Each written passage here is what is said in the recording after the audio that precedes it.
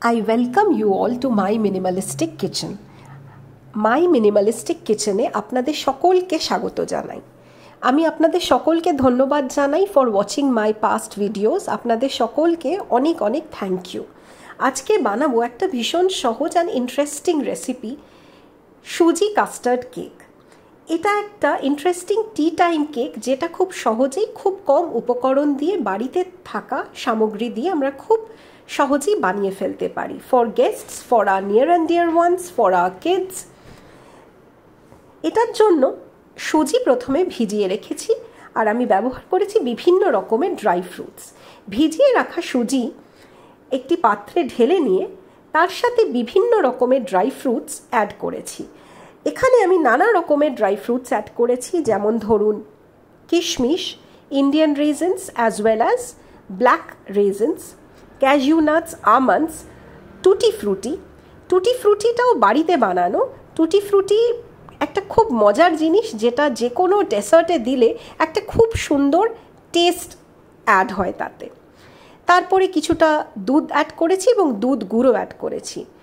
দুধ গুঁড়োটাকে ছাঁকনির সাহায্যে অ্যাড করেছি, সো দ্যাট একটা সুন্দর টেক্সচার আসে এবং দুধ গুঁড়োটা দলা যাতে না পাকিয়ে যায়, সেই জন্য ছাঁকনির ব্যবহার করেছি, একটা বড় ছাঁকনির ব্যবহার করেছি।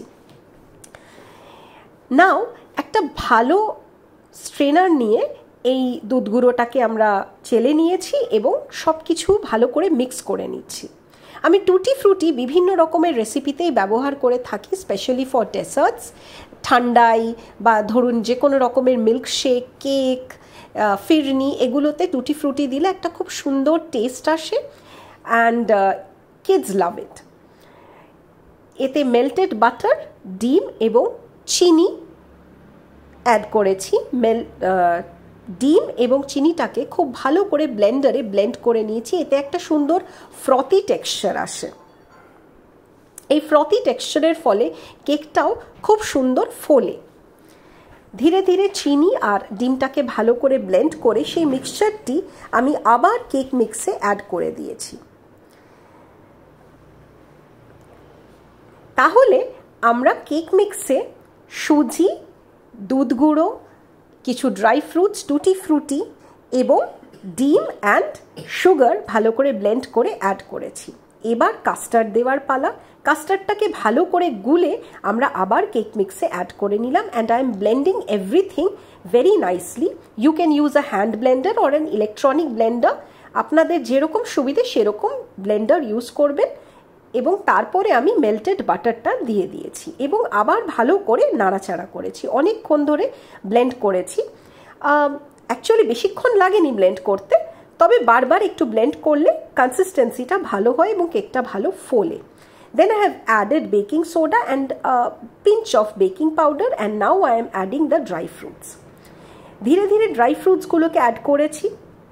ক্যাশিউ, আমন্ডস যেগুলো সোক করে রাখা ছিল, তার ফলে একটু নরম হয় ড্রাই ফ্রুটসগুলো, খেতে ভালো লাগে। টুটি ফ্রুটি দিয়ে গার্নিশ করছি কেকটাকে এবং ব্ল্যাক রেজিনস দেব। তার ফলে নানা রকমের এই ধরনের ড্রাই ফ্রুটস, এই মাল্টি কালার ড্রাই ফ্রুটস দিলে কেকটা খুব সুন্দর একটা কালার আসে এবং দেখতেও সুন্দর লাগে।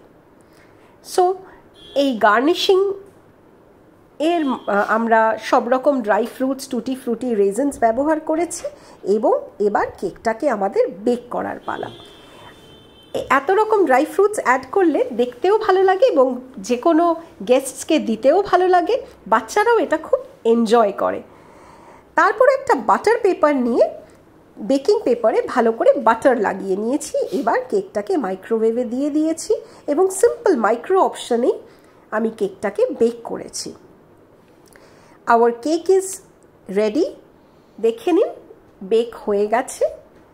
সুজি কাস্টার্ড কেক। এই কাস্টার্ড পাউডার দেওয়ার ফলে একটা সুন্দর এসেন্স এসেছে, একটা সুন্দর গন্ধ, যার ফলে খেতেও ভালো লাগবে। সুগন্ধি জিনিস খেতেও ভালো লাগে। Our tea time custard cake is ready. It's filled with dry fruits, tutti frutti, raisins, and it can be served with tea, coffee. আপনাদের যেরকম পছন্দের সেরকম বেভারেজের সাথে গরম গরম এই কেকটিকে এনজয় করুন এবং প্লিজ সাবস্ক্রাইব করুন। Thank you.